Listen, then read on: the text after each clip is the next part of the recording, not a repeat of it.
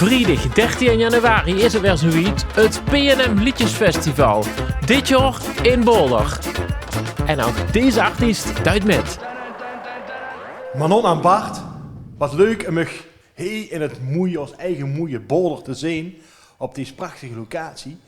Wie vult het voor u nou dat wij het Liedjesfestival in eigen deur mogen organiseren, om de kook Boulder te mogen vertegenwoordigen?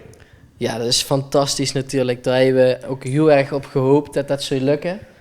Wij natuurlijk, het kan alle kanten uit, maar dit is echt heel erg leuk. Ja, we hebben natuurlijk al gezien op onze eigen liedjesavond. Dus we hebben al een beetje een idee wat Wiet gaat brengen. Ja, lekker vrolijk, lekker kleurrijk. Verhaal, ons verhaal, heb je het nummer genoemd. Neem eens als mij in ons verhaal. Is het een verhaal wat op iedereen van toepassing is? Of is het een verhaal wat echt voor u geschreven is? Nou, eigenlijk is het voor iedereen.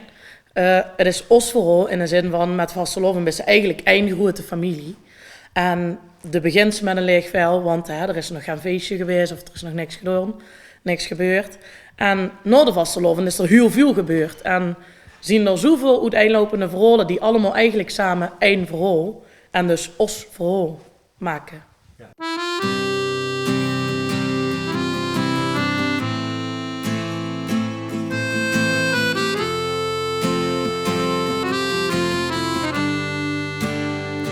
Een vel papier nog onbeschreven, ruimte zat voor een verhaal.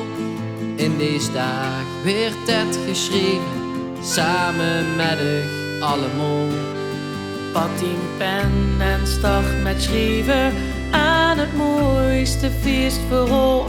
Want die herinneringen blijven allemaal. Maak verhalen, loont ze strolen, geef het leven extra kleur. Doe met ons mee, vier vasteloven, dat schrijven we je geur. En het leest nog net gaat langer dan wat we altijd zien gewend. Dit is ons moment. Hey, teken ik voor.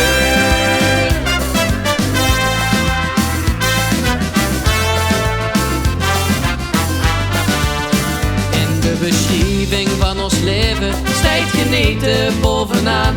Vanaf vandaag geen tijd verzorgd meer door kensen van op aan.